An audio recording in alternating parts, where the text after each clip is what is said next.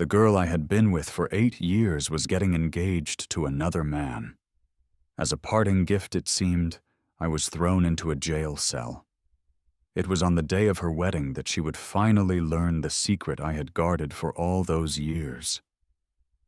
I managed a weak smile, my face feeling pale and stretched. "Do you have any regrets, Isabella?" She stood before me in a wedding gown as magnificent as a swan's wings, her own face ashen as she looked at my blood-streaked one. "Leo, please, just promise me you'll survive." "That's a shame," I whispered, "because I don't think I'm going to make it." The day my ex-girlfriend, Isabella, personally saw me handed over to the authorities, she was giving an interview with her fiancé. "Our engagement party is next month," she announced, her cheerful voice floating from the television set in the corner of the room, capturing the undivided attention of a gaggle of reporters. "We truly hope everyone can be there to celebrate with us." On the large screen mounted outside my cell, the image shifted from her radiant smile to a close-up of their intertwined hands. A large, masculine hand was wrapped protectively around her slender white one. The diamond on her ring finger was so large it seemed to burn with a blinding light. I tried to swallow, but my throat was parched, completely devoid of saliva. "Could I have some water?" I asked no one in particular. Someone made a sound of disgust, and a crumpled plastic bottle was kicked across the floor, rolling to a stop at my feet. It was the private detective Isabella had hired to keep tabs on me. Since the police hadn't officially charged me, she had taken it upon herself to ensure I was monitored. "Isabella," a reporter on the screen asked, "there's still no new information regarding your father's death. How do you intend to proceed with that matter?"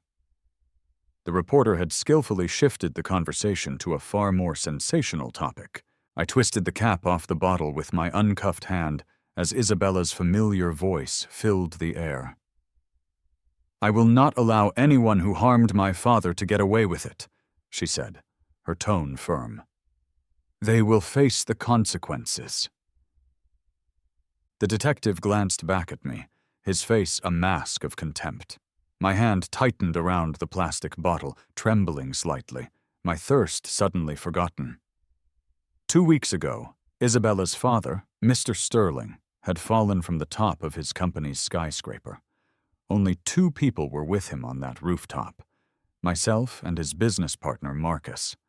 I had seen Marcus shove him, yet it was Isabella who insisted on a thorough police investigation, which led to my detainment. In the aftermath, she assumed control of his shares in the company and systematically dismantled my professional life, cutting off every opportunity. Her actions were fueled by a single, poisonous suggestion from Marcus. Leo can't be trusted. Isabella's brother, supposedly acting out of sympathy for his sister, began to threaten anyone connected to me. My family, unable to stand against the Sterling family's immense influence, publicly disowned me. It wasn't enough to prevent our financial ruin. We were bankrupt overnight. The entire city became aware of Isabella's notorious ex-boyfriend, Leo, the man accused of murdering her father out of greed. A former colleague came forward with fabricated stories of workplace bullying, and a collection of blurry, out-of-context photos and videos ignited a firestorm of public outrage. I lifted my gaze to the television, focusing on the delicate, artfully made-up profile of the woman I once loved. The resentment in her eyes felt so real, it seemed to cut through the screen, as if she could see me sitting there. I slowly uncurled my fist, feeling cold sweat trickle down from my hairline. Her words to the police echoed in my mind, a damning indictment. "He used to be a taekwondo instructor," she had told them. "He's strong and very dangerous. Don't let him get away." This was supposed to be a temporary detention while the truth was sought. Instead, the world had already convicted me. "How does it feel, Leo?" the private detective sneered, holding a phone out to me. Isabella's voice came through the speaker. Biting her lip, she asked, "Was it you?" "It wasn't me who killed your father, Isabella," I said, my voice hoarse. "It was Marcus." She had asked me this 7 times, and every time my answer remained the same. I felt a deep sorrow for her, for the loss of her father, a man who had treated her like a princess. I also felt a sharp pain for her being so thoroughly deceived by the true killer, and for my own hopeless situation. "Shut up! Are you satisfied now, Leo?" she spat, her voice tight with anger. "Marcus was right. You just can't stand to see me happy, can you? You lost your own father, so you had to take mine, too. I hate you, Leo." I called her name. "Isabella." And then I started to laugh, a hollow, broken sound that continued until tears pricked my eyes. "What are you laughing at?" she demanded, her voice rising in fury. "I'm sorry for what happened 2 years ago," I said, my laughter subsiding. "But your father deserves justice. You need to find the real person responsible, not let your detective torment me because you're blinded by hatred. Isabella, don't let this consume you." "Shut up. I hate you, Leo. I'll find the proof to put you in prison for the rest of your life. I'll make you suffer just as I have," she screamed. Her words filled with a loathing so profound it was almost tangible. She waited for a reaction, but I gave her none. I knew her well. She was a stubborn little princess, and my silence would only make her frantic, driving her to say even more hurtful things. "I hate you, Leo. I'll see you in jail." 8 years ago, she had used that same voice to say my name, but back then, it was laced with a sweet shyness. "Thank you. My name's Isabella. What's yours?" Dressed in her high school uniform, her hair was damp and slightly messy. Her eyes, curved into crescents, held a timid yet hopeful light. She stared at me in disbelief as I wiped a trickle of blood from the corner of my mouth. A beam of sunlight conveniently cut through the alley, illuminating her face. "Don't use this alley anymore," I told her, my tone flat. "Stick to the main road." I didn't give her my name. I kicked the thug who was groaning on the ground, grabbed my backpack, and walked away. After my father died, I had little interest in getting to know new people. I had learned to fight, and at first, the teachers would call my guardians. But it only resulted in mockery from the kids I'd beaten. "Why bother calling? His dad's dead and his mom ran off." Eventually, I beat someone so badly in front of the school's administrators that they ended up in the hospital. The principal found me afterward, chain-smoking cigarettes. "Leo," he said, his voice weary, "your grades are exceptional. You should be a source of pride for your father's memory and for this school. Let the past go." But the quiet life I had tried to build was shattered the day I met Isabella. After school one day, she was standing outside my classroom door, drawing jeers from other students. "Hey, isn't that the rich girl from the lowest-ranked class? What are you doing in the top class's hallway?" "And what's that in your hand? Chocolate? How cliché." She stood awkwardly in the corridor, occasionally getting jostled by passing students. "I've been looking for you, Leo. You are Leo, right?" "What, she wants to date Leo? She's got nerve." "Well, she's rich. Guess she thinks she can buy the top student." Amid the murmurs and snickers, I walked over and took the box of chocolates from her hand. Instantly, her eyes lit up, shining like stars. She nervously clutched the hem of her skirt. I had never wanted attachments. People with weaknesses were destined to be hurt.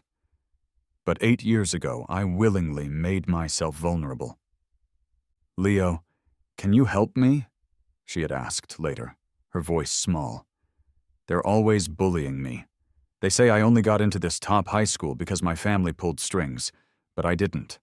I passed the entrance exam on my own." Back then, Isabella was painfully shy. She would only ever let her tears fall when she was with me. She was this outcast who had stumbled into my world, and for some reason I felt an overwhelming urge to protect her. Leo, they don't dare rip my textbooks anymore or lock me in the bathroom. Thank you. I moved up over 40 places in the class rankings. Thanks for tutoring me, Leo. Meeting you was the best luck I've ever had. My parents don't really like me much. The Isabella who lived in my memory was a constant, chattering presence. Hey, wake up, you're free to go. I was shaken from a hazy sleep and pushed toward the police station's exit. The city was abuzz with the news of Mr. Sterling's murder, and a new rumor was circulating. His wealthy ex-girlfriend, Isabella, might have been involved for financial reasons. You're lucky, the officer said gruffly. The evidence didn't match your DNA. The detention period is over, so you can leave. He then leaned in, his voice dropping to a menacing whisper. Don't think you're off the hook. Murderers always get what they deserve. You'll die a miserable death. As I stepped outside, I was met with a barrage of rotten eggs and vegetable scraps, accompanied by a storm of curses. By sheer coincidence, a reporter who had just finished an interview was heading our way. A luxury car from the Sterling Corporation sped past, likely on its way to collect Isabella. If more people gathered, it would become a front-page story. I pulled the hood of my sweater over my head and tried to take a shortcut through the crowd. It was too late. A private detective with sharp eyes spotted me trying to retreat. Don't let him get away. There he is. As I ducked into a narrow alley, a memory from 8 years ago surfaced. Isabella, bruised and battered, pleading for my help. Now, because of her, I was being forced to hide like a cornered animal. This way! As the footsteps behind me grew louder, a cool hand grabbed my arm. A petite figure moved with surprising agility, leading me through a dark, winding alley. We ended up behind a row of large trash bins under an old, dripping air conditioning unit. Who are you? I asked. The girl, her back to me, flipped open the lid of an empty bin. Her shoulder-length hair was neat and tidy. Hide in here. I'll lead them away. Wait a minute, I started, feeling uneasy about a girl helping me. Stop wasting time, they're almost here, she hissed. You're too big, one bin won't be enough. She paid no attention to my protests, pushing me down into the container and placing 2 wooden planks over the lid to weigh it down. In the darkness, weak from 2 days without proper food or water, my mind felt clouded. Wait for me, Leo. Her voice came muffled from outside. I'll be back soon. With that, she ran off. Leo. How did she know my name? Leo, soon. The phrase echoed in my mind, and with it a flood of memories burst forth, slamming into my heart. Tears welled in my eyes, blurring my vision as I bit my lip and punched the grimy floor of the bin. Leo, soon. When we graduate, we'll be together forever. You saved me and brought me into the light. I'll repay you by being your wife. The sound of chaotic footsteps and angry shouts grew louder, shattering the sweet memory. Isabella, he just ran in through here. Then where is he now? Amid the commotion, Isabella's sharp, demanding voice pierced my heart like a dagger. I heard you and your ex-boyfriend were once very close. Is that true? Even if they couldn't find me, the reporters wouldn't let an opportunity like this pass.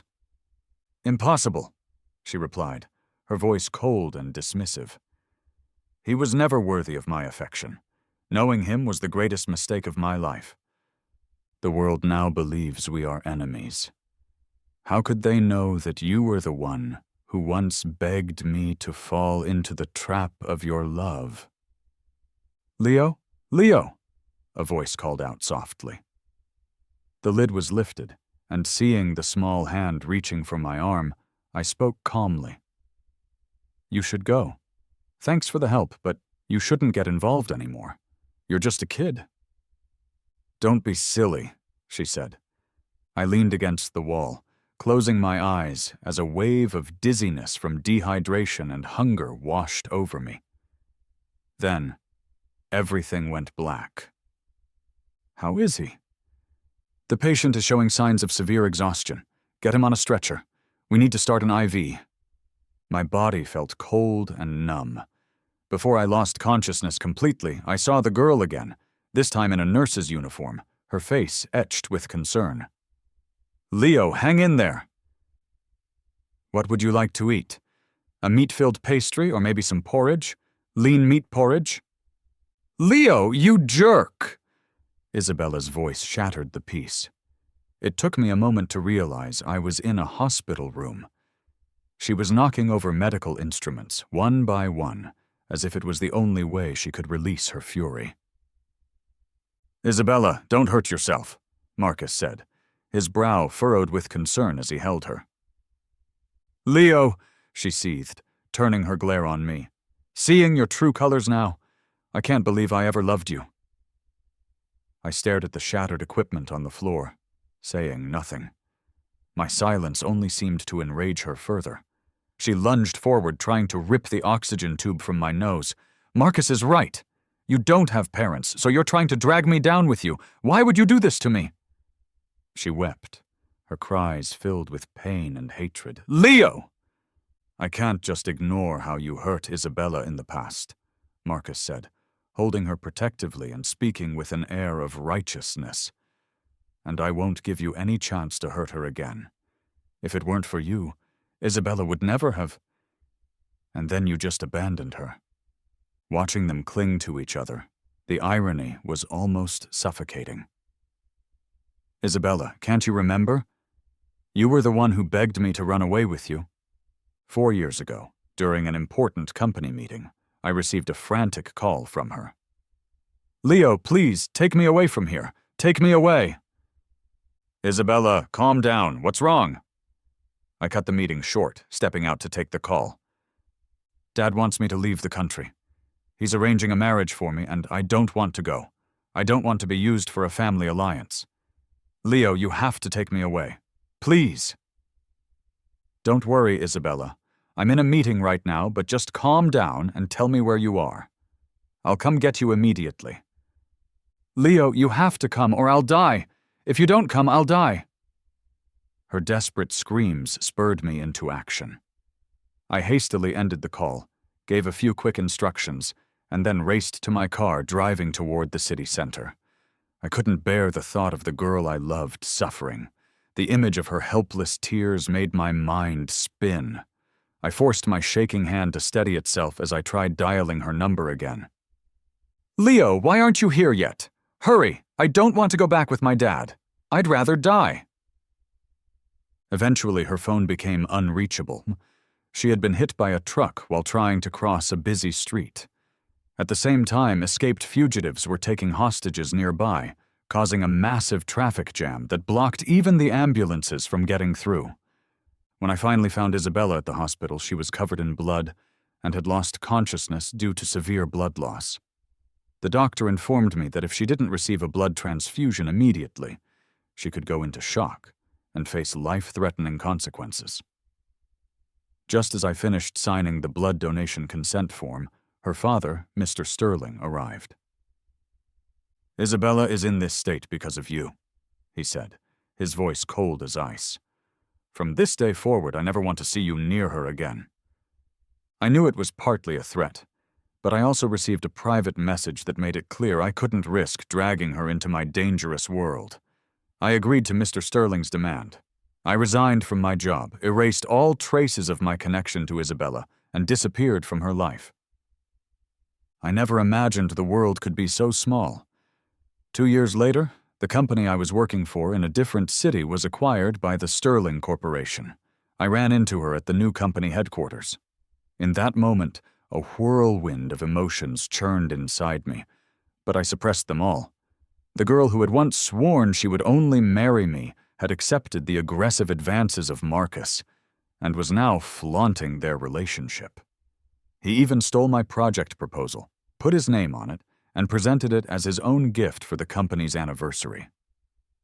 My past became fodder for office gossip. This time, I couldn't solve my problems with my fists as I had in high school. She had sneered at me then. "Do you really think I'd fall for you again, just because you showed up?" I knew Isabella hated me.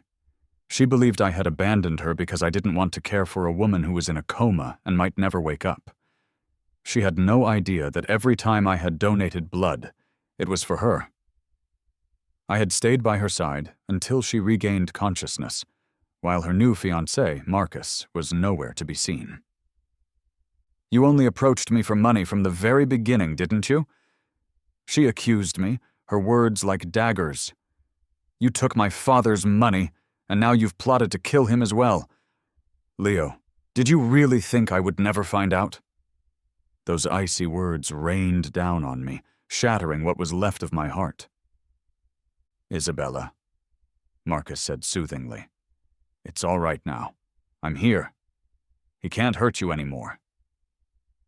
They looked like a pair of tragic, star-crossed lovers, leaving me utterly speechless. "Who are you people? You can't just barge into a hospital room like this." Someone pushed a cart laden with bandages into the room.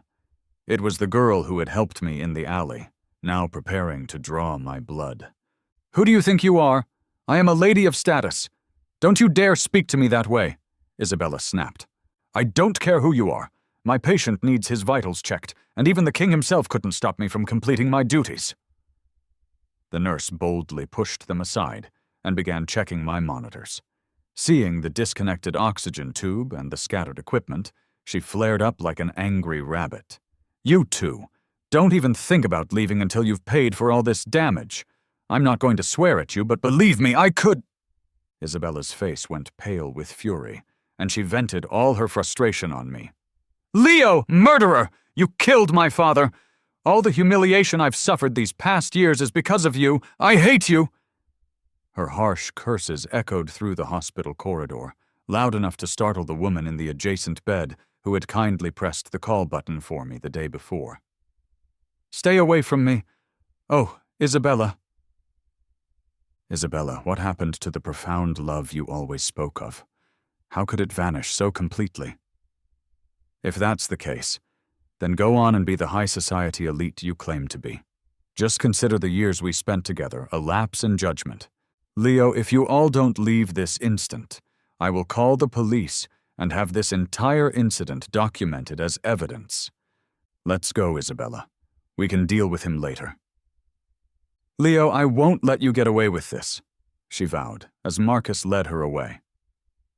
Staring at the mess on the floor, I felt a pang of guilt and began to clean up. "I'm really sorry about this." I saw the nurse crouching down to help me, and I offered her a bitter smile.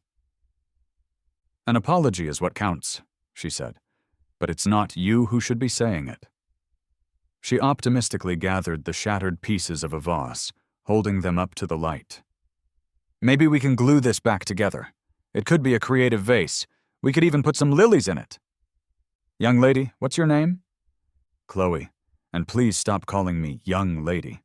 You're not that much older than me." I smiled.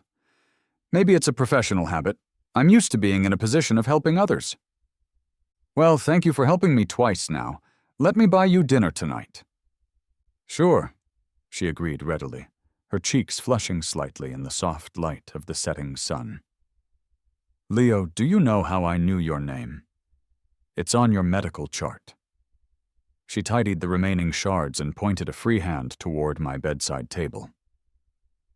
"Leo." She then stopped joking. "Do you remember me? 8196. I'm here to assist with your mission. My code is 8196. The name froze me, and my hand stilled. The sunset faded outside, the last traces of light being swallowed by the encroaching night. Marcus is involved in narcotics and organized crime. He's cunning and elusive, very difficult to handle. My fingers curled around a sharp piece of glass, cutting into my skin. Her words reached me through the noise of the busy hallway, making me clench my fists. "Leo, can I ask you to be my boyfriend?" she asked, standing up and taking the dustpan from my hands. "Since Isabella already sees me as your new girlfriend, and we have this mission to work on together, it would be the perfect cover." You can just say your fangirl is pretty normal, Leo. I looked at her fresh nurse's uniform, the amateurish bun on her head, and the intern badge clipped to her collar. Don't underestimate me. I've helped you twice, haven't I? Eventually I nodded, a complex mix of emotions stirring within me. Chloe, she said, her new name sounding pleasant. Boyfriend. She laughed and extended her hand for a small, formal handshake. It's a pleasure to work with you. Boyfriend. The car accident 4 years ago had left Isabella in a coma for 2 years. After she recovered, Marcus appeared in her life, positioning himself as her attentive and devoted partner. Isabella's accident, Mr. Sterling's death. It was all starting to connect. Marcus had deceived the sheltered young woman. But how had he managed to leave no evidence behind? When he and Isabella announced their engagement, the sky was filled with hot air balloons, each one decorated with cute cartoon caricatures of the couple. In the 3rd year of our relationship, Isabella had stubbornly dragged me to a bridal shop, where she spent hours trying on wedding dresses. Leo, she had declared, I'm going to have Dad rent out every beach in the city. I'll fill them with hot air balloons so the whole world knows how much we're in love. I had tapped her nose playfully, a wide grin on my face. Sweetheart, that sounds a little extravagant. I don't care. I want to do it. I'll even have my little drawings printed on them. Back then, her parents strongly disapproved of our relationship. They didn't think a Taekwondo instructor was suitable son-in-law material. But we fought against fate and circumstance, fearless and determined. We dined out, dreamed of living under the same roof, and even talked of marriage. What she never knew was that my father's death was a wound that had never truly healed. My mother hadn't even looked at his body before she left. She never loved him, never tried to understand him, just like Isabella, who never tried to understand me in the 2 years after she woke up. If she had, how could she not have known? The signs of my love were so obvious. She accused me of being a murderer, blamed me for her predicament. She never knew that even her own father had thanked me in the end. If she had understood the organ donation agreement, the blood donation records, or if she had simply remembered me after seeing the bouquets of baby's breath I left by her bedside, or found the notes I tucked under the vases she broke during her tantrums, I can't believe she wouldn't have known. But no, her hired detectives were hell-bent on seeing me imprisoned. So, Isabella, you were mistaken. You lied to me. Perhaps you even lied to yourself. Some people only ever truly love themselves, not others. The paparazzi were relentless, so I couldn't return to my old apartment. Before I moved into Chloe's place, I blocked all of Isabella's contact information. Chloe, are you certain about this? I'm sure, she said, nodding seriously, looking adorable like a little doll. This isn't a game. You could get hurt. Stop trying to scare me. I'm not a rookie. I've had extensive training, she said, a little annoyed. She then charged at me, pinning me to the ground and tying my hands with the strings of my own hoodie. Straddling me, she mimed drawing a pistol and aimed it at my head. How about that? Do you surrender? I feigned surprise, then swept her legs out from under her. She went down with a thump. Big mistake. Never engage in physical combat with a suspect. You're too small for that, miss. Chloe was speechless for a moment, then muttered, That's why they sent me. I appear harmless. Then listen to me. No close-quarters combat, Miss Chloe. She was about to argue when she spotted my father's photograph at the bottom of my luggage. She froze. Master. She was the apprentice my father had mentored. Dad, this time I will fulfill your final wish. I noticed someone was tailing me. I quickly ducked into an alley and hid behind a large sign. The man in the baseball cap lost sight of me and pulled out his phone, his eyes fixed on the cafe across the street. Inside, Marcus was seated at a table. He was cunning. He seemed to sense my presence and glanced in my direction with a sneer. A car pulled up nearby, and several men got out. Marcus then stood up and started walking toward me. I hadn't expected him to seek me out directly. "Leo, you're a difficult man to find." He took an invitation from one of his men and slapped it against my chest. The cartoon characters and balloons on it were identical to the doodles I had made in high school. "Sorry," I said, pushing it back. "I don't attend the weddings of murderers." "Leo, do you really think anyone believes you? Giving you an invitation is already a generous gesture." He seemed to believe I was just some low-level employee who had discovered his bribery and reported him to Mr. Sterling, someone who also happened to have a history with Isabella. "I'm warning you, stay away from Isabella. That place by her side is mine." "You?" I scoffed. Chloe had once asked me about my chances of success. After a moment of thought, I had answered, 50%. 4 years ago, I was assigned a secret mission concerning a notorious drug lord who had resurfaced in the city. I had to drop everything. At the same time, criminals my father had put away managed to escape and went on a stabbing spree. The chaos they caused led to Isabella's accident. My father's death and Isabella's incident made me stop running. I accepted the mission, promised Mr. Sterling I would cut all ties with his daughter, and left the city. Bound by a confidentiality agreement, I was given a new identity. But I never forgot my promise to her. I tried to protect her from afar, hoping she would wake up. But when she did, her only intention was revenge, even going so far as to buy out the company I worked for just to get back at me. The drug lord turned out to be the wealthy and influential Marcus. "Blocking my efforts is pointless," he sneered. "You have to fool the police. Once I'm running this company, you're the first person on my list. Things would be much simpler without you." His ugly grin widened as he shoved me. I didn't hesitate. I flipped him over with a clean shoulder throw. He wiped a smear of blood from his mouth, his expression one of disbelief. "You must have a death wish." He yelled for his bodyguards. "Why aren't you helping me?" As I kicked them aside, he screamed, "Pushing Mr. Sterling down was your idea, Leo. You should rot in hell." Seeing a car approach, his expression turned sinister. "I'll enjoy watching you rot in jail from a place of comfort. People like you should learn their place. There are ranks in this world. Since the police haven't caught you yet, and Isabella is too soft-hearted, I'll deal with you myself." He pointed a finger at me and commanded the dozen thugs who had emerged from the car. "Kill him." In broad daylight, he was ordering a murder. There were no cameras in this narrow, dark alley, only the scurrying of rats. I pulled out my phone to call the police, but a large, bearded man kicked it from my hand just as I unlocked it. A strange number was flashing on the screen.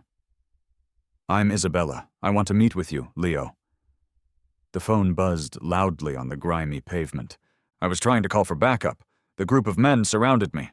Outside the circle, Marcus was laughing hysterically. He hopped into a car and sped away. "The show's over, Leo. Let him have it!" At the entrance to the alley, Chloe appeared, wearing a mask, a pair of handcuffs dangling from her wrist. Are the undercover officers in position?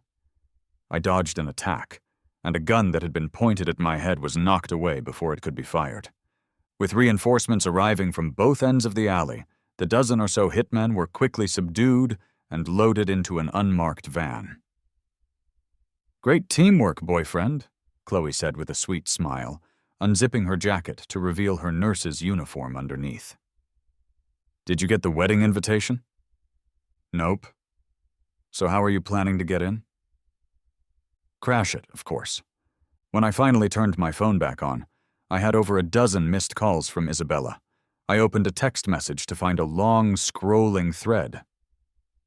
"Leo, did you donate your kidney to me?" "Leo, why didn't you ever tell me you were visiting me for those 2 years?" "Why, Leo? You still care about me, don't you? Why did you leave?" "Leo, let's meet and talk." I locked the screen without responding, just as a glaring ray of sunlight broke through the window. "What are you looking at?" Chloe asked, rummaging through her bag for a snack. "Nothing." "Liar, your face is an open book." She found 2 lollipops and handed me the yellow one. Orange soda flavor, tangy and sweet. Seeing the bright, round design on the wrapper warmed my heart, melting a block of ice I didn't know was there. "Chloe, if your ex wanted to talk, what would you do?" "Why? Is he trying to get back with you over some past issue?" "I wouldn't talk to him," she said, smacking her lips as she nibbled on her candy. "Why not?" "How would I know? I've never had an ex." We had arrived at the same conclusion without discussing it. The questions Isabella was asking were things I had already answered 1,000 times over with my actions, but she had never seen them. Love is in the details. If you truly love someone, you notice. Just as I had noticed the overflowing admiration in her eyes when we first met. Later, her eyes held a calculating look. I loved her, I cared for her, so I noticed that she wanted to use me for protection, to escape an arranged marriage. Did she love me? Perhaps, but she loved herself more. I was afraid to tell her about my work as a narcotics officer, afraid she would cry and be sad, that she wouldn't want me to go. But I had overthought it. Now, all I felt was relief. "Marcus's father is a congressman, and his uncle is a police chief. Getting to him won't be easy. If we have enough evidence, he won't be able to escape. The plan is to apprehend him at the wedding. It's the perfect opportunity. That's when his guard will be at its lowest. People make mistakes when they're on top of the world. Even with his connections, Marcus will face justice. We need to make him feel completely secure until then." Chloe outlined the plan on a whiteboard. "I'll file a missing person report for you, as we planned. Then I'll leak a story to the tabloids that you've fled to escape justice." The wedding was in 10 days, held at a top-tier, exclusive hotel. The venue would be packed and difficult to infiltrate, but the wedding itself provided the perfect cover to arrest Marcus. Plus, it was a chance to investigate his father and uncle as well, to prevent any potential cover-ups. I stayed in, coordinating with our superiors. Chloe's nursing internship was soon over, and everything was set. However, a complication arose just before the wedding. Isabella hired a small army of private investigators to find me, offering a substantial reward. Chloe teased me as I worked out while she watched a show. "Oh, look at you. You've got your ex all worked up." "My new girlfriend taught me well." My sharp tongue was more than a match for her wit. Sure enough, she choked on the bite of burger she was eating. "Drink some water," I said, patting her on the back with a smile. The room felt comfortable, like a home. Sunlight streamed in. Despite all of Isabella's efforts, the wedding day finally arrived. In the crowd, I spotted her in a flowing white dress, her skin like fresh snow, her hair styled in an elegant updo, crowned with jewels. She looked like a princess surrounded by a galaxy of stars. It was the same face, but I couldn't find any trace of the timid girl with damp hair I had met 8 years ago. At the lavish wedding, swarmed by reporters, she looked weary and burdened, lacking the genuine joy of a bride. "Isabella, have you found Leo? Why are you looking for him? Is he still important to you?" "Isabella, is this grand wedding a symbol of your family's merging?" She ignored all the questions, being ushered into the venue by her security. The hall was packed. Dignitaries from politics and business filled the seats. The banquet alone spanned 3 floors, with additional rooms for after-parties and private gatherings. Since it was a wedding, everyone had invitations, so security wasn't as tight as it could have been. Dressed in a waiter's uniform, I exchanged a knowing glance with Chloe, who was dressed identically, before we headed to different floors. Police officers in plain clothes were stationed throughout the hotel, ready to guide guests and clear the area. The surrounding streets were slowly being cordoned off. Disguised as ordinary citizens, they awaited the signal. Chloe's voice came through my earpiece. Marcus's father and uncle are on the 4th floor. They are unarmed, no accessible weapons nearby. Marcus himself was on the 3rd floor, but the police couldn't get close to him. By the time I reached the 3rd floor, Isabella was already on the stage for the ceremony.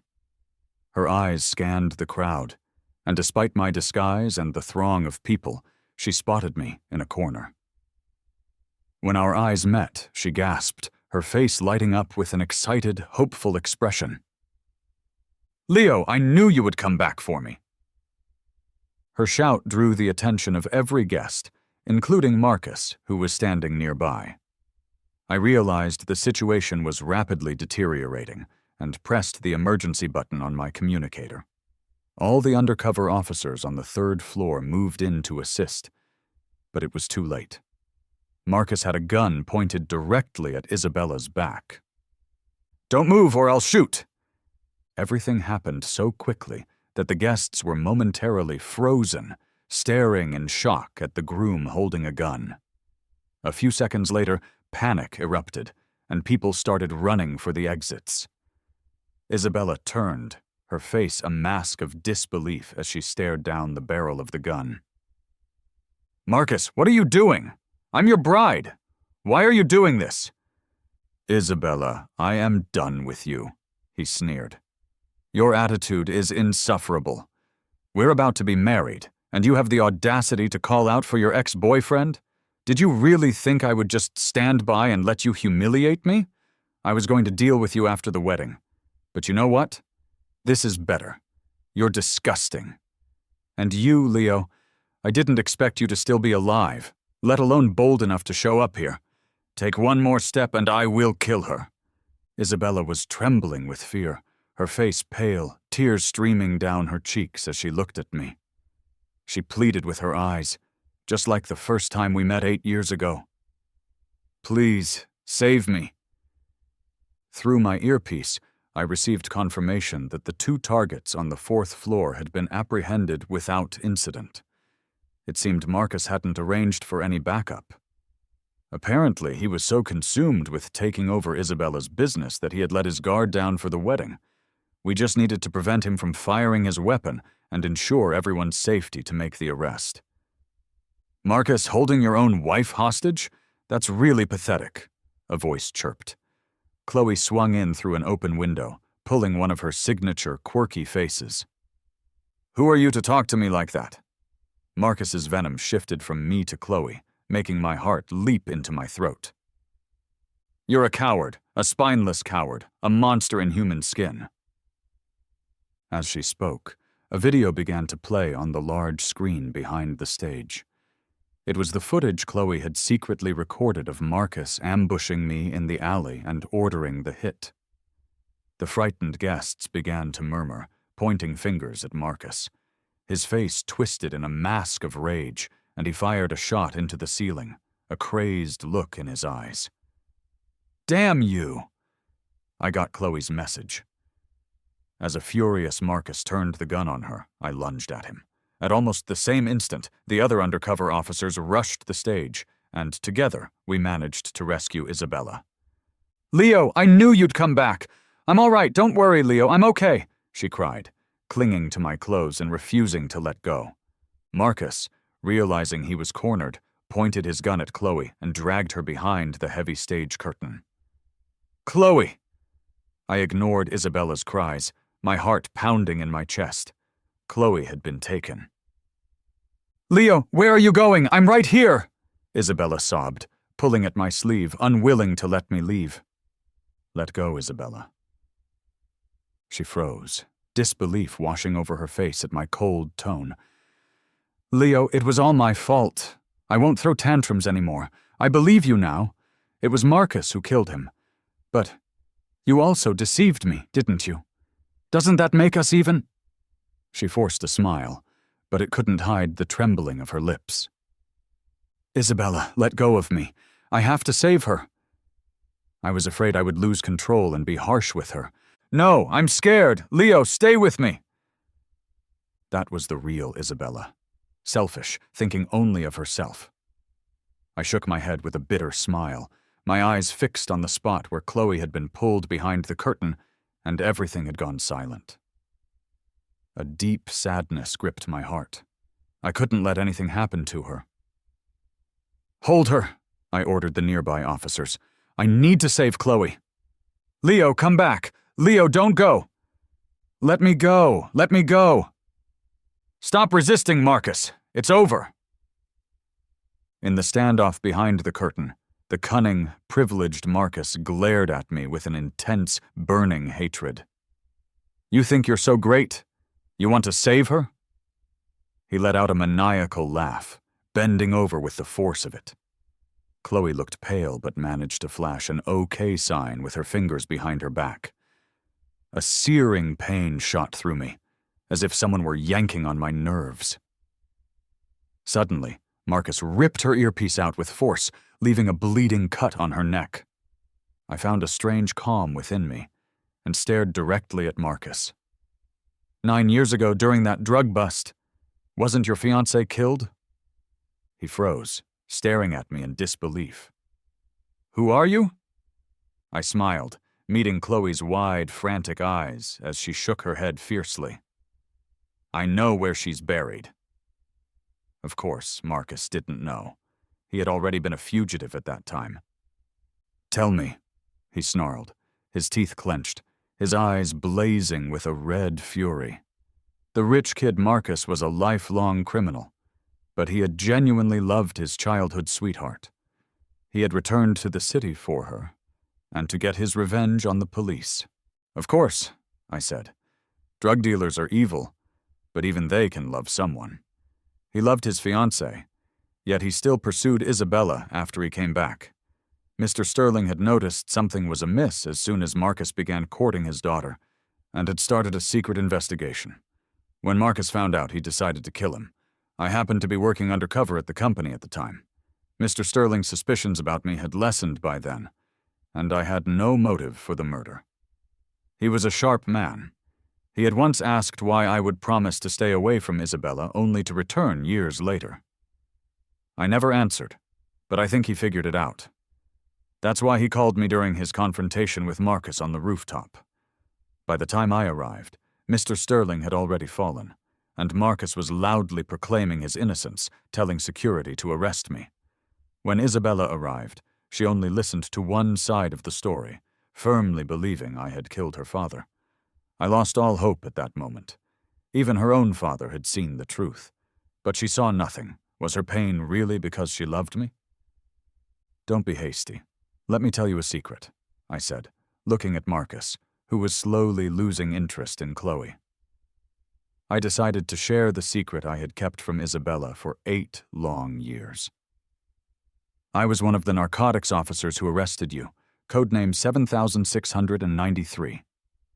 A narcotics officer can only reveal their name and code upon their death.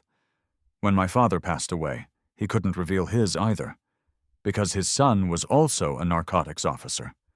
Chloe's eyes widened in horror, and she shook her head furiously, silent tears streaming down her face.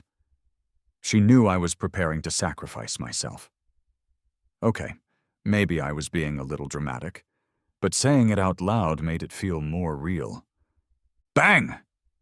3 gunshots rang out almost simultaneously.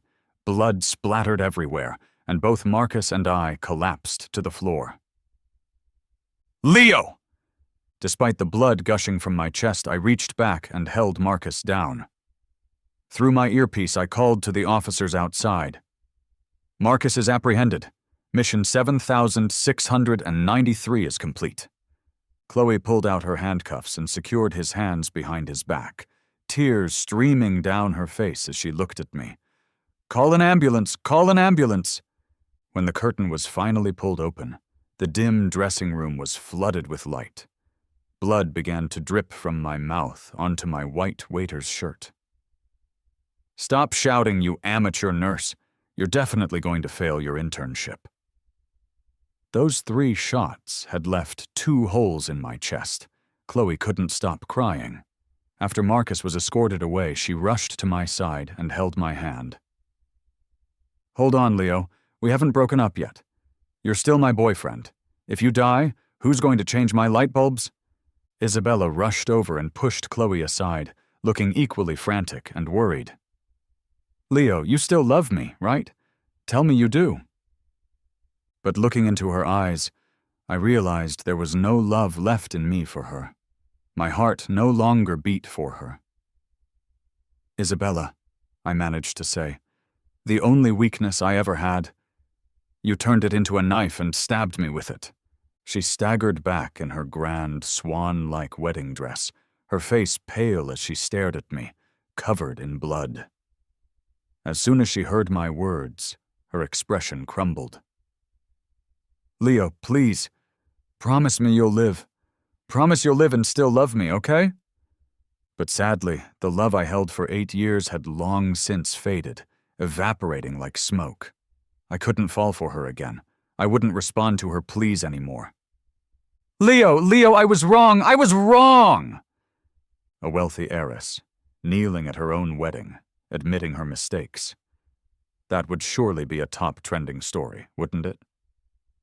That night, police cars and ambulances swarmed the largest hotel owned by Isabella's group. The target of the arrest was the family of one of the shareholders, which included Marcus. He, his father, and his uncle were all taken into custody while crowds of media and onlookers waited outside. We had been wearing body cameras, so the public could watch a live feed of the operation, including the moment I took Marcus down. I heard later that my camera footage was mostly a blur of blood splatter when the shots were fired.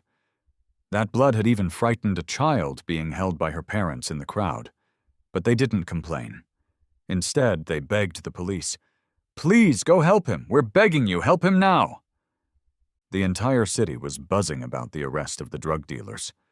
The media outlets that had previously condemned me were now reversing their stance.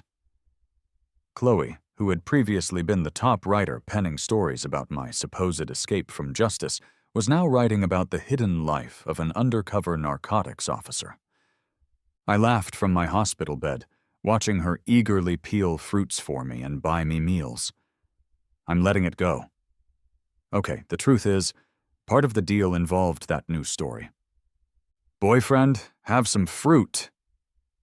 Seeing her smile, I couldn't help but smile back. Of course, Marcus was now the primary suspect in Mr. Sterling's death.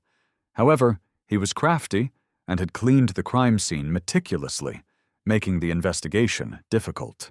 The police station where I had been detained fired over a dozen staff members, including the chief and the officers who had mistreated me. These were the targets I had been working to bring down for 8 years, and they were finally gone. Congratulations, Leo. You did it. Chloe had finally stopped showing up in her nurse's uniform. Now she wore the blue and black of the police force, looking every bit the part of a Special Forces rookie. And congratulations on your promotion, I grinned, giving her a thumbs up. You know it, that's my skill, she boasted, proudly flaunting the new badge on her chest. Leo, it's been 6 months. You're finally awake. We've kept your medals for you, waiting for you to be discharged. The usually cheerful girl was now crying, her voice choked with emotion, a stark contrast to her newly promoted self. What's there to cry about? You got a promotion and a raise. You owe me a celebratory meal. I patted her head, noticing her hair had grown quite a bit. Of course. Your first meal out of the hospital is on me. Chloe stopped crying, a big smile spreading across her face. She held up a small object. It was the broken glass from the vase, remarkably pieced back together. Its round belly and the colorful, jagged pieces symbolized past scars that were now mended and whole.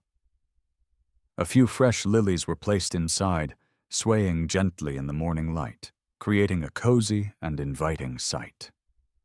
In that moment, it felt like she had picked up the shattered pieces of me and put them back together. On the day I was discharged, the entrance to the hospital was overflowing with luxury cars from Isabella's company. She appeared in a stunning gown right at the hospital doors. She had arranged for a red carpet to be rolled out, lined with thousands of roses, attracting a horde of media. "Leo, I want you to say yes to my proposal." Holding a large bouquet, she walked over, knelt down in front of me, and presented a ring. It had an enormous diamond, identical to a design we had sketched together 8 years ago. The sky above the city was filled with hot air balloons printed with our cartoon likenesses, floating up like a dense constellation of stars, a spectacular and grand display. Chloe was stunned, her mouth agape at the sight.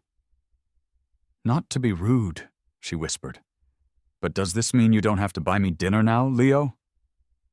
I instinctively shielded Chloe, keeping her away from the flashing cameras. Isabella frowned, seeing me protecting someone else, and tried to grab my hand. "Leo, I've apologized. I've softened my stance. Can't you forgive me? I know you and her are just pretending. You don't really like her. It's me you love, right?" She looked at me, her eyes full of expectation, hoping I would take her ring in front of everyone, hug and kiss her, and propose. "Isabella, do you even know what love is?" My words were like a bucket of cold water on her hopes. Her expression shifted from hopeful to confused and puzzled in an instant. She stared at me with disbelief, perhaps thinking I would be moved by her grand gesture, that I would fall in love with her all over again and treat her like the center of my universe. But the pain I had endured on the operating table was nothing compared to the pain she had inflicted on my heart. "We broke up, Isabella. It's been 4 years. Don't misinterpret why I still saw you sometimes. It was purely for work." No way, Leo. You're just angry with me. Let's not be like this. There are so many people watching. I'll get mad." "I have a girlfriend now. Please don't embarrass her." "Ugh, Leo, I'm really angry now. You won't be able to calm me down," she started shouting, holding her head, because whenever she used to say that, I would rush to soothe her. "Leo, why didn't you pick me up after work? I'm really mad." That time, I had been on a mission that took me across several cities and couldn't make it back in time. In a noisy train compartment, I had skipped my meal to try and calm her down over the phone. "Don't be mad. I'll be there soon. How about you have the driver take you home first?" "No, I'm mad, Leo. You know I hate that driver who always sides with my dad. Do you even love me? I'm so mad you won't be able to calm me down." In the end, I had to make her lunch boxes for a month and take her shopping every weekend for a month before she finally forgave me on top of a Ferris wheel. Back then, she truly was the girl I cherished more than anything. "Let's go, Chloe."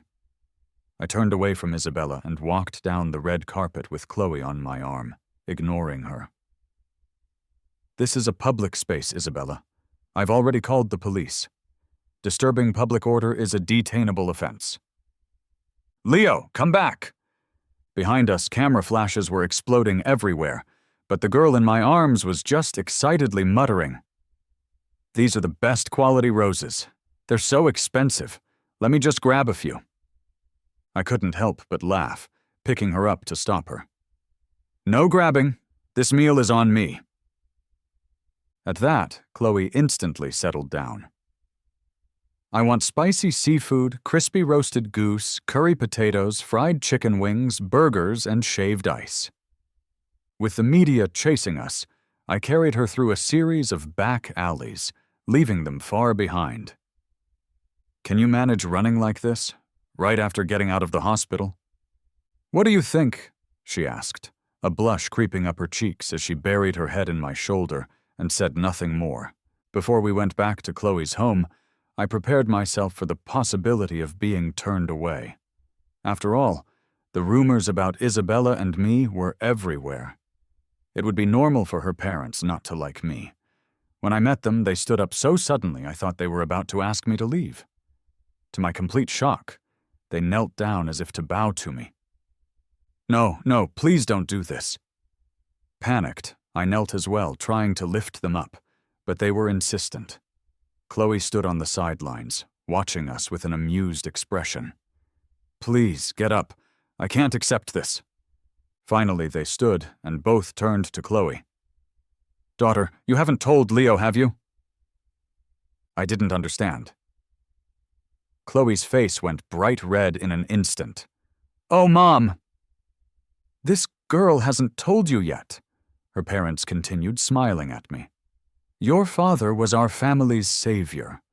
Our eldest son owes his life to him. We've always wanted to repay this debt, but he passed away before we ever got the chance." As the elderly couple spoke, tears welled in their eyes, and suddenly it all made sense. They were talking about the time my father had rescued a group of young people from being trafficked in Myanmar during an anti-drug operation. Among them was their son, who was now working in the city, married, and expecting a child. I genuinely wished them the best and congratulated them on their new beginnings. "Our most successful child is this daughter," they said, beaming at Chloe. "She studied at the police academy, working so hard in the city. When she passed her final exam, she called us to say she was going to meet her hero's son. Unbeknownst to me, there was a girl who had been working so hard all this time. I hadn't realized the lengths she had gone to, or how difficult her first meeting with me must have been. Uncle, Auntie, can I call you Mom and Dad?" I asked. Chloe covered her mouth as tears welled up in her eyes again, laughing and crying at the same time. The couple was thrilled, speaking in a dialect I barely understood but nodding repeatedly as they shook my hand. "Chloe, will you marry me?"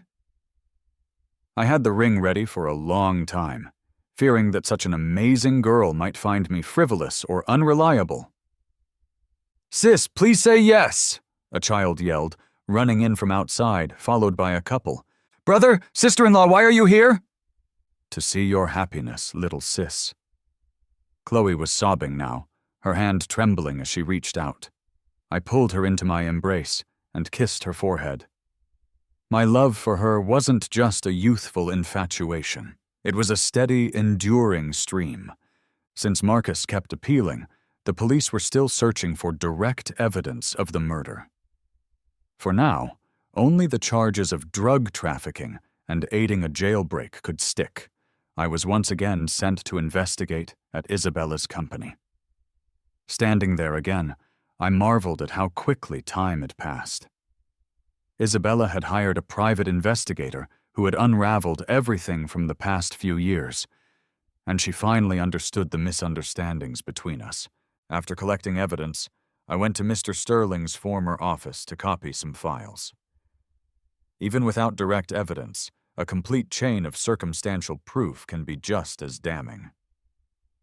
Leo, is that you? Did you come to see me?" Obviously, my expression gave her the answer. "You left to investigate criminals. You donated a kidney for me. You loved me so much, Leo. How could you leave me now?" "I'm sorry, Isabella. I'm just here on business." "Leo, I really miss you. I miss your cooking. I miss you picking me up from work. Can't we go back to how things were? This time I'll love you with all my heart and never misunderstand you again." Honestly, Isabella looked exhausted. She clearly hadn't been resting, and she looked completely worn out. "Excuse me, Isabella." At my words, something in her eyes shattered, like the glass vase she had broken in the hospital. The other day I saw Marcus in prison. He looked defeated, but when he saw me, a flicker of something lit his eyes. The police had questioned him repeatedly, but he hadn't said a word. "Marcus," I said, "we have enough evidence to charge you with Mr. Sterling's murder. Even if you don't confess, you can't escape the law. You got close to Isabella because of her sister, didn't you?" Marcus gripped the iron bars, his gaze sharp and intense. Isabella had a sister she never even knew about, Mr. Sterling's illegitimate daughter. But she had died 9 years ago. Where is she?" Hearing this, Marcus couldn't hold back. He began pounding on the bars, shouting in a rage. "If you confess, I'll submit an application for you to visit her." He stopped hitting the bars, his expression turning sorrowful and helpless. "Let me see her." I picked up my pen to take his final statement, but I had no intention of keeping my promise. He deserved what was coming to him. Even a cold tombstone would be out of his reach. 4 months later, Marcus was put on trial, which unraveled a web of smaller cases along with it. Besides the representatives and the police chief, even prosecutors and dozens of other officials were punished or removed from office. In the business world, Isabella began a hostile takeover of Marcus's remaining assets, turning it into a vicious corporate battle. That September, Chloe and I got married. She wanted to wear a traditional Chinese wedding dress, so I chose a Song Dynasty-style groom's outfit to match hers. All our friends showed up in traditional Hanfu attire and even recited classical poems at the reception. Those guys from my precinct, they certainly looked sophisticated until they started drinking. Chloe's bridesmaid caught the bouquet and immediately went to confess her feelings to my superior, leaving us all staring in shock. Isabella had rented out all the shops and hotels in the vicinity, but she still couldn't get into the wedding. "Why?" Chloe asked curiously, holding the hem of her dress. "Because I don't make a habit of sending wedding invitations to ex-girlfriends, but I knew she would try to stop us." When she barged in with her entourage, she found my boss and Chloe's sister on the stage, exchanging vows. Isabella, as familiar as she was with disrupting weddings, especially a police officer's wedding, got herself arrested on the spot. Meanwhile, we were on a train to Hainan for our honeymoon. "Go, Leo!" Chloe cheered, dancing with joy in her red wedding dress. I, on the other hand, gracefully adjusted my groom's hat and fanned her with a hand fan. "Hey, you two look amazing! Can I get a picture with you?" Later, on the cover of a travel magazine, I saw a picture of Chloe with her hand on her hip, her arm around a small child, looking stunningly beautiful in her bridal gown. I stood behind her, pretending to fix her hair with a look of faint helplessness. The kid wasn't ours, but in a way they were, because all the children in the world are the flowers we have pledged to protect.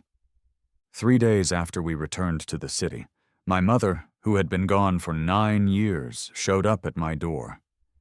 She stared at me in silence for a long moment, and then burst into tears. "Leo, don't blame me. I just couldn't face you back then. I didn't know how to deal with the family." Seeing the ring on her finger, I knew it wasn't my father's. It was a brand new, sparkling diamond. She noticed me looking and awkwardly pulled her hand back. "Mom, before Dad died, he thought about you all the time, but he left me nothing." "Leo, Her phone screen lit up, showing a family picture. A young boy was in her arms, smiling brightly, his eyes full of joy. He was nothing like the me who had been left behind. He never had to learn to fight to avoid being bullied or teach himself to cook, just to eat a decent meal. And here I was, having spent my life trying to make up for that one painful year. "Why are you here?" "Leo, you caught that Marcus fellow. His company collapsed and now we're out of a job. Life is tough." Ah, I understood. She suddenly wanted to accept me as her son again. "Ma'am, if I can be blunt," Chloe said, coming out of the room, clearly having overheard our conversation and unable to hold back. "Did you really think your son would struggle to survive after you left?" "You don't understand, little girl. I had my own struggles." "Mom," I stopped her. "Here is Dad's inheritance. I haven't touched it, but once you take it, this is goodbye for good." She excitedly took the savings book, but after my final words, her eyes turned sad and dim. She left, taking the bank card with her, looking back a few times, but in the end, she still left. That was it. Our debts were cleared. Don't worry, hubby. My parents are your parents too, and my brother is your brother. Her words made me laugh, and I gently tweaked her nose. Let's go get some braised pork. Ever since Mr. Sterling's death, everything for their family seemed to spiral downhill. The decline of their financial partners stripped the Sterling Group of most of its assets. Facing ruin, Isabella's brother, after a series of failed investments, thought he could sell his sister to a wealthy man with several wives to cover his debts. Chloe shook her head in disbelief. Is this kind of thing still happening in this day and age?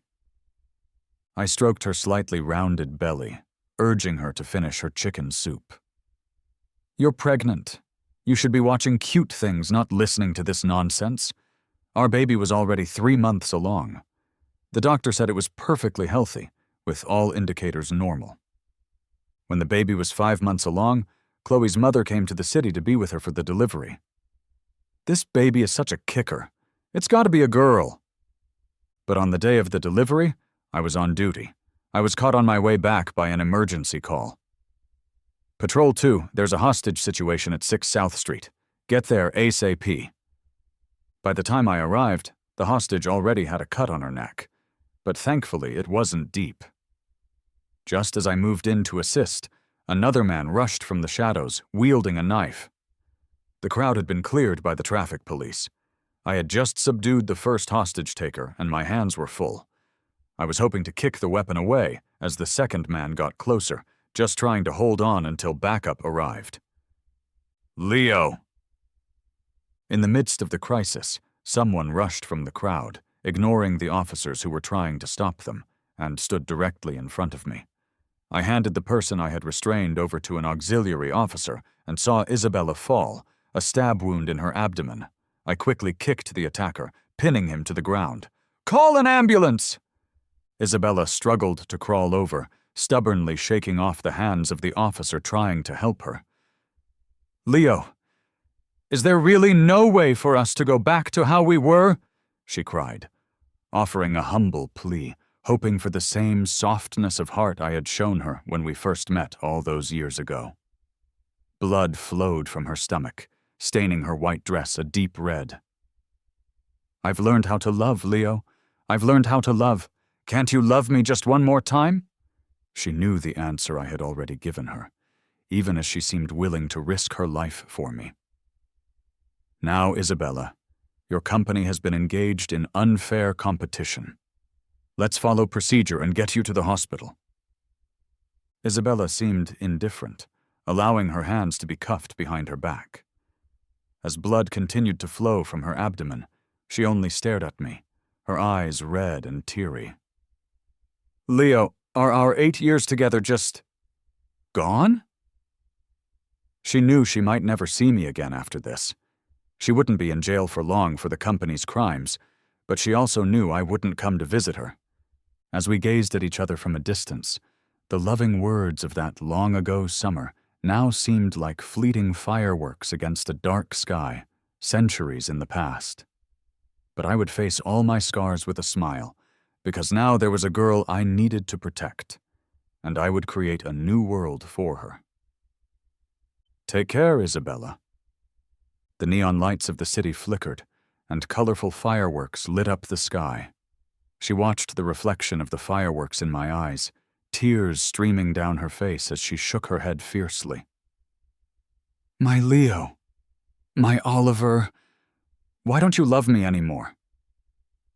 He was my Leo, mine. After I turned away, the once proud Isabella cried her heart out like a lost child. Leo, there's no one else who loves me. You said you'd always love me, right? As long as I don't let go, you'll love me forever. You better not lie or I'll be hard to please. You're my Leo. No one can take you away. My Leo. She had once said that I was the light in her dark world, the light that had redeemed her. But later, she was the one who gradually extinguished that light herself. She deceived me with sweet words until I willingly stepped into her trap, and later claimed that I reminded her of her past failures. She blamed me for knowing her worst sides, her insecurities, her cowardice, her jealousy. Seeing the sun, she wanted to discard the moon that had once accompanied her through the darkness. That isn't what love is about. All the memories of love between us disappeared with the choices she made. When I arrived at the hospital, Chloe had just been wheeled into the operating room. I witnessed the entire birthing process, hearing her agonizing cries that nearly shattered my heart.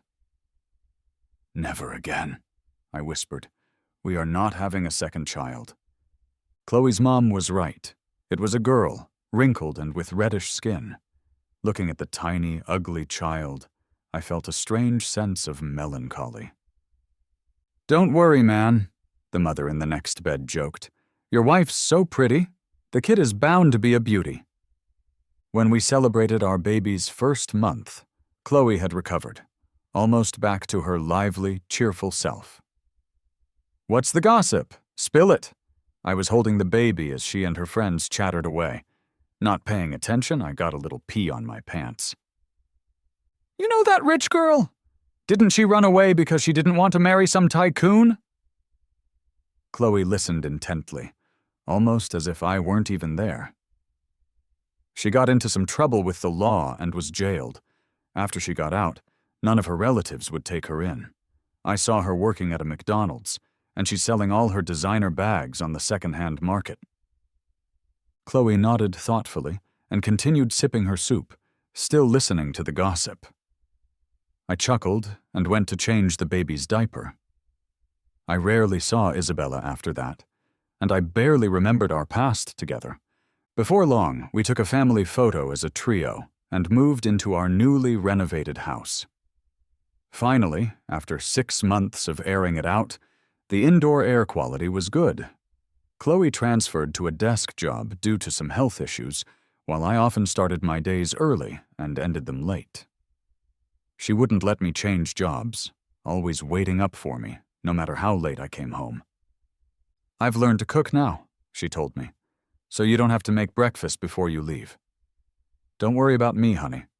You go protect the people, and I'll be waiting right here for you." "I won't keep you waiting long." I patted her head and kissed her forehead. When our child Sophie started elementary school, Chloe's long hair reached her waist, and she looked stunning. When Sophie started high school, I was transferred to another city. Chloe relocated with me, but with the inconvenience to Sophie's schooling, she eventually went back. But the stubborn girl returned, insisting on sticking with me regardless. "Sophie's in 8th grade now. She can't cling to me forever. I want to stick to you. When she only relies on you for support in her old age, and not me, let's see you cry then." I laughed, styling her hair. "I told her to pick the best university in your city for college. If she doesn't want to, that's okay. But she promised, assuring me she'd attend the police academy." Sophie indeed excelled academically, and I often took every opportunity to make up for the father-daughter time I had missed due to work. "Dad, I know you're busy, but celebrating my birthday with you makes me really happy. Don't overwork yourself." I would always pat her head and share stories of the people and experiences from my missions. "Is that how you met Mom?" "Yes. Your mom was a very brave girl. Dad had to pursue her for a long time." I never expected that years later I would receive a letter from an old acquaintance. The letter was thick, as if someone had been writing it for years, from a decade ago to just 2 years back. There was a line on the envelope, "To Leo, my dearest." The handwriting had become shaky, as if she were forcefully trying to recreate the elegant script she had in high school. After many attempts, the Isabella from high school, her writing was beautiful and delicate. She was imitating her past self, trying to find her way back. Was this another kind of rebirth? If time could be turned back, perhaps she would have had a different life. but time can't be rewound. I didn't read the letter. I returned it, unopened, to the return address, South China Cemetery, CDA. That was a cemetery where homeless individuals with no family were buried. For the past decade, I had only seen her in news reports. She had jumped into the river, a bitter end to a life twisted by Marcus's revenge. But all of this, ultimately, had nothing to do with me anymore. Sophie got into the police academy. We were incredibly happy for her and wished her the best of luck on her new adventure. At 18, she had grown into a bright and charming young woman with eyes that sparkled just like Chloe's. She had her own dreams and goals, and even if she fell, she quickly picked herself back up. From now on, she would be out in the world on her own. My dear Sophie, your mom and I hope you can face difficulties with courage and turn them into milestones in your amazing life. We will always be waiting for you at home, so come back and visit whenever you're tired. I placed a gentle kiss on Chloe's forehead as she slept peacefully beside me. That kiss was worth a lifetime. Together, we would grow old and take long walks in the snow. I have loved and cherished my dear Chloe for my entire life. Isabella's story. I am Isabella, a girl born into wealth. When I was 12, I was crowned on an international stage. From that moment, I knew I was destined for the spotlight. I had fair skin, beautiful features, and a distinguished family background. My talents were nurtured from a young age. My father may not have loved my mother, but he loved me, probably because I reminded him of a love from his past. My mother loved me too, but she loved my father more. She knew he liked my face, so she constantly hired appearance managers for me. My mother used me to win my father's favor, but I didn't like eating diet meals every day. I didn't like ballet or my mother's bedtime stories. In those stories, a princess always had to endure hardships to find a happy ending with a prince. The princess had to be perfect. I had no choice, so I gradually accepted the envious looks from others and began to enjoy them, despite the darkness growing inside me. Under my mother's guidance, I was accepted into the best high school in the province. But my father rarely came home. In a school play rehearsal in 10th grade, I was still the dazzling star on stage. But afterward, I was bullied. They said my eyes looked superior. They didn't like me. They isolated and ignored me, and I was too scared to fight back. At home, I had no right to protest. I lost my voice, not even intentionally. As my grades began to slip, my mother started to scold and hit me. My life became a dead end, dark and hopeless. I couldn't sleep because of my depression, but I was meant to be in the spotlight. I was born to be better than others, and I couldn't fall here. So, when I was cornered, I called out to the boy I had passed in the hallways many times, the only light in my life, Leo. I begged him to help me, and he did. He scared them all away. After that, I used him, just as my mother had used me. I knew that no one at school dared to mess with him, so I waited for him after class to let everyone know that I liked him. I filled my eyes with admiration and love, showing him my vulnerable side to make him want to protect me. He was a fair and kind boy. I was lucky he fell for it. Every day I would wait for him after school, smiling and handing him handmade paper crafts, sometimes a rose, other times a heart. I dressed up, using some cream and lipstick, using my pretty face to draw him in. Gradually, he started accepting my small gifts and even encouraged me to focus on my studies. He helped me, not just with the bullies, but he pulled me out of the shadows. He would wait for me to walk to the cafe by the school gate. We marked every table by the window as ours, looking into each other's eyes as we worked on assignments.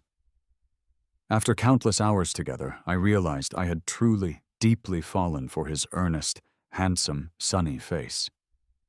So I began to feel guilty, afraid he would discover my ulterior motives. I didn't want him to leave me, So I told him, "It's only a little while longer until we graduate, and then we can be together. I can be your wife." That year, I started to return to being the bright, cheerful, rich girl I once was. But that was also the year my mother died by suicide, claimed by her depression. It was strange. My father had ignored my mother when she was alive, but he went crazy after she died, refusing her cremation. I knew my mother never loved me. She only loved my father. I suddenly realized that without Leo, I would have ended up just like my mother. Because in my mother's diary, I discovered a secret. I was not her biological daughter. My real mother was my father's true love, and I had a sister. I lost my mind and fought with my father for the first time. I didn't want an arranged marriage. I refused to marry someone else. I hated them. I hated how their complicated lives had dragged me into their mess. I called Leo, begging him to take me away. But why, oh why, did Leo betray me as well? I hated him so much. Waking up in the hospital, I smashed everything the servants brought for me. The flowers Leo used to bring me. I didn't want to see them. I destroyed them. I started hating him, absolutely hating him. How could he just leave me? Did he leave because my father paid him off? Leo, I can't stand you. So I planned my revenge. During our reunion 2 years later at the company, I spent every single day of those 2 years planning how I would find him and make him pay. I acquired the company in the city where he worked and agreed to Marcus's plan. My father had died. I should have been sad, but all I could think was that if Leo knelt before me, I might forgive him for killing my father. I only wanted his apology, but he didn't give it to me. He simply didn't. I used every tactic I could think of, but he never gave in. Why wouldn't he just give in to me? And why did he have someone else by his side? Why did everything have to hurt me? I was about to marry another man. Leo, why aren't you coming to apologize to me? You abandoned me for 2 years, took my father's money, and caused his death. Were you really just using me from the start to get close to me? Just as Marcus said, by the time I realized my mistake, it was too late. I never knew that my Leo was an undercover narcotics officer. All those years he was hustling, he was by my side, watching over me. I never noticed him. I was too busy hating him, getting back at him. I never realized that every time I regained consciousness when I was in a coma, there were gentle hands always caressing my face. I never noticed that hidden inside those broken vases were letters he had written. I didn't see the struggles he couldn't put into words. I was just focused on hating him. At the wedding, watching you worry about another girl, risking your life to save her. Do you have any idea how helpless and desperate I felt in that moment? The person I love doesn't love me anymore. My Leo doesn't love me anymore. He did so much for me, so why did things end up like this? Why did I hurt him? Was it me who hurt him? My Leo, I'm so sorry, so sorry. The moment I saw the icy coldness in his eyes, my world went silent. The once lively, cheerful heiress had reached her end. I once said I wouldn't marry anyone but him, and I broke that promise. I know I was wrong. I wanted to win him back. I got down on my knees and proposed, begging him to love me as he did before. But in his eyes, all I saw was a cold rejection. I had tasted the sweet victory of my plotting years ago, and now I was facing the bitter consequences. He was in love with someone else. My world crumbled. My mother didn't love me, my father was indifferent, and the one person who had loved me the most, my Leo, didn't love me anymore. I didn't have my mother or my father, and now I didn't have Leo either. When my brother found out I wasn't his real sister, he kicked me out of the house with disgust. I can still see my 12-year-old self in the mirror, reflected in this weary face. Back then, I was waiting for a future filled with attention and admiration. It turns out, I never knew what love was because no one ever taught me how to love. From the moment I met Leo, I already had the wrong idea about love. I thought my mother loved me.